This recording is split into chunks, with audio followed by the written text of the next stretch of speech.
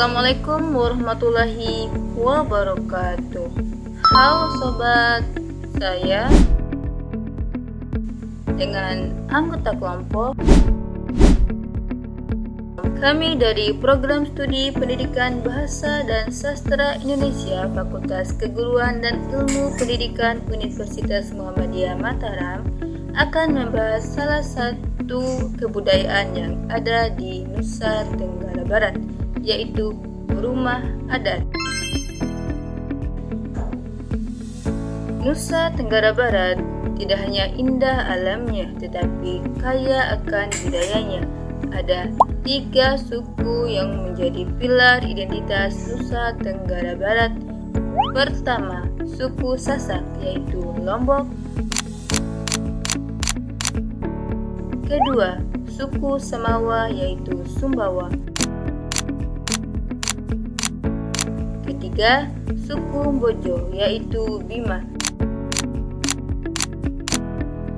atau biasa dikenal dengan Sasambo, Sasak, Samawa, Bojo. Rumah adat bukan sekedar tempat tinggal, tetapi sebagai warisan budaya yang harus dijaga dan dilestarikan dari generasi ke generasi. Sebagai bentuk cinta tanah air dan bangga dengan kekayaan budaya yang dimiliki oleh Nusa Tenggara Barat. Untuk pembahasan mengenai 3 rumah adat yang ada di 3 suku di Nusa Tenggara Barat akan dibahas oleh rekan-rekan saya. Yuk simak videonya. Assalamualaikum warahmatullahi wabarakatuh. Perkenalkan, nama saya. Di sini saya akan membahas tentang rumah adat Sasak atau yang dikenal sebagai Balai Suku Sasak. Rumah adat Sasak adalah rumah tradisional masyarakat suku Sasak yang berada di Desa Sade, Kecamatan Pujut, Lombok Tengah, Nusa Tenggara Barat.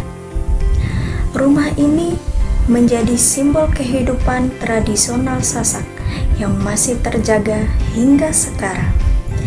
Fungsi rumah adat.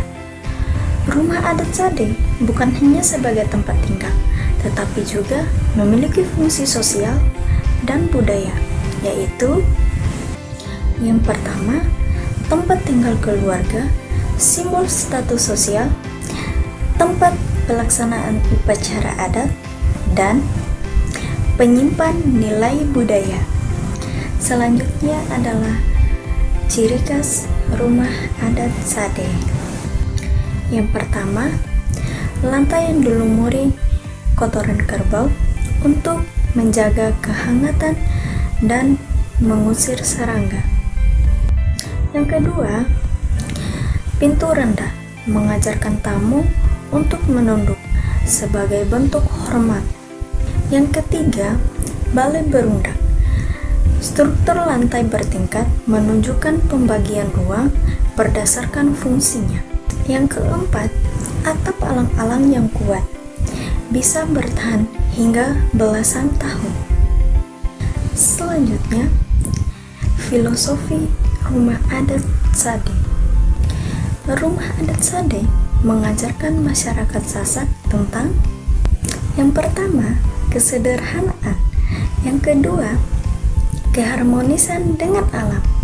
Yang ketiga, menghargai keluarga dan leluhur.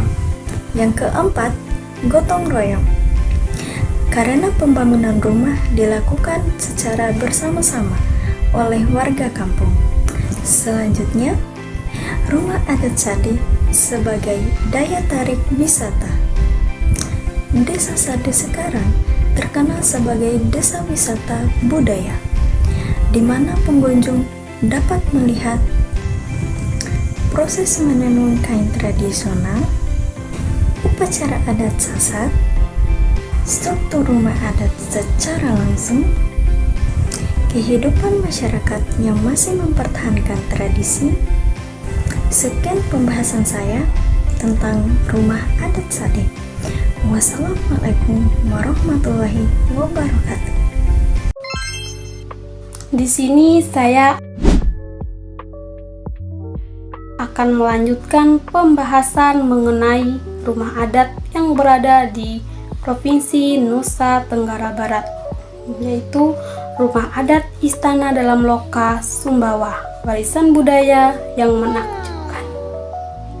Sumbawa, sebuah pulau yang terletak di bagian timur Indonesia, dikenal bukan hanya karena keindahan alamnya, tetapi juga dengan kekayaan budayanya yang masih terjaga hingga kini. Salah satu warisan budaya yang paling berharga di pulau ini adalah Rumah Adat Istana Dalam Loka Sumbawa. Rumah Adat Istana Dalam Loka memiliki sejarah yang panjang dan sangat erat hubungannya dengan sejarah Kesultanan Sumbawa. Istana ini pertama kali dibangun pada abad ke-18 dan menjadi kediaman resmi Sultan Sumbawa. Salah satu daya tarik utama dari Rumah Adat Istana Dalam Loka adalah desain arsitekturnya yang sangat khas dan penuh makna. Rumah adat ini memiliki struktur yang kuat dan kokoh, menggambarkan simbol kekuasaan sultan dengan detail ukiran yang sangat indah yang menceritakan kisah, sejarah, dan mitologi lokal. Salah satu bagian yang paling mencolok dari arsitektur Rumah Adat Istana Dalam Loka adalah atapnya yang berbentuk limas atau bertingkat. Atap ini memiliki sudut yang curam dan melengkung, sebuah elemen desain yang umum ditemukan dalam arsitektur Melayu dan Nusantara. Assalamualaikum warahmatullahi wabarakatuh. Perkenalkan, nama saya Nuri Andriani. Nah, di sini saya akan membahas tentang rumah adat Bima, yaitu Umalenge. Umalenge merupakan bangunan tradisional suku Mojo yang berada di Kecamatan Wawo, Kabupaten Bima. Bangunan tersebut berbentuk runcu. Pada zaman dahulu, Umalenge digunakan sebagai tempat tinggal oleh masyarakat Wawo dan digunakan sebagai lumbung. Deskripsi Umalenge. Umalenge berukuran 2 kali 2 meter dan tinggi bisa mencapai 5 meter karena bentuknya yang keruncu. Bangunan tersebut tidak bocor oleh air hujan walaupun atap dan dindingnya dari daun lumpia. Umalenge mempunyai situasi udara yang lancar dan suhu di dalamnya. Dan para petani menyimpan hasil pertanian pada Umalenge merupakan kebiasaan masyarakat Wawo secara turun-temurun. Nah, Umalenge mempunyai ciri khusus, yakni mempunyai 2 tingkat. Tingkat yang paling atas sebagai tempat menyimpan hasil panen dan dilindungi oleh dinding dari lumpia, sedangkan tingkat yang bawah biasanya digunakan untuk duduk ataupun tempat istirahat. Alat dan bahan pembuatan Umalenge. Setiap alat ataupun bahan mempunyai nama tersendiri. Nama alat dan bahan Umalenge hampir sama dengan nama bahan rumah panggung atau rumah adat suku Bojo. Adapun alat dan bahan untuk pembuatan Umalenge yaitu lihi, ceko, ole, kende, au, butu, mbuntu, tak dancai, santonga, rii, peli, santira, dan panta. Filosofi Umalenge. Kenapa disebut Umalenge? Ditinjau dari bahasa Bima, Umalenge terdiri dari 2 suku kata, yakni Uma dan Lenge. Uma artinya rumah, Lenge artinya alas yang diletakkan di atas kepala saat menjunjung barang atau benda. Jadi Umalenge berarti rumah yang dimiliki alas tertentu yang disebut lenge. Namun di Kecamatan Donggo, Umalenge disebut juga Umaleme, rumah runcing. Sedangkan Jompa hampir ada di seluruh desa yang ada di daerah Bima. Sekian pembahasan saya. Wassalamualaikum warahmatullahi wabarakatuh. Demikianlah penjelasan mengenai rumah adat Bima, Sumbawa, dan Lombok. Setiap rumah adat memiliki makna, nilai, dan filosofi yang menjadi identitas budaya masyarakatnya.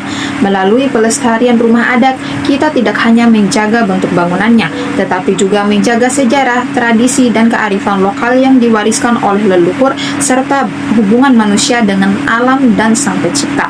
Melalui pemahaman terhadap rumah-rumah adat ini, kita diajak untuk kembali menyadari betapa kayanya khazanah budaya Nusantara. Warisan ini bukan hanya untuk dikenal, tetapi juga untuk dijaga dan diwariskan kepada generasi berikutnya agar tidak hilang oleh waktu dan perubahan zaman. Semoga video ini dapat membuka wawasan kita tentang kekayaan budaya Nusantara, menumbuhkan apresiasi, serta menginspirasikan kita untuk terus melestarikan budaya yang menjadi jati diri bangsa Indonesia, khususnya yang berasal dari Pulau Sumbawa dan Lombok. Terima kasih telah menonton video kami. Assalamualaikum warahmatullahi wabarakatuh.